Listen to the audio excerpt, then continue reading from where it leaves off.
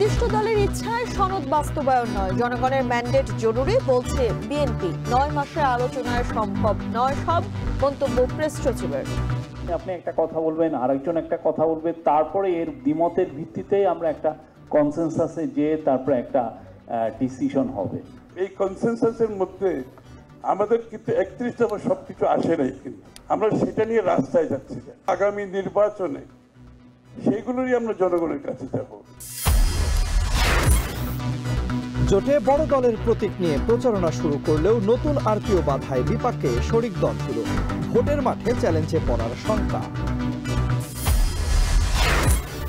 জালনোট ঠেকাতে হিলি সীমান্তে বিজিবির সতর্কতা, স্থলবন্দরে যাত্রীদের তল্লাশি, নির্বাচন ঘিরে কুমিল্লা সীমান্তে ঢুকছে বিদেশি অস্ত্রের চালান।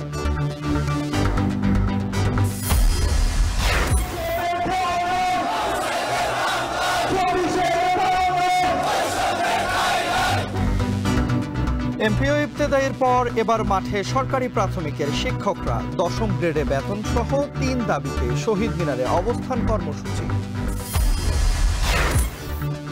এবং টিটিপাড়ায় রেলওয়ে আন্ডারপাস উদ্বোধন, দীর্ঘদিনের দুর্ভোগের অবসান। চালু হলো পাবনা নগরবাড়ি নদী বন্দর, ঢাকার সাথে দূরত্ব কমবে 80 কিলোমিটার।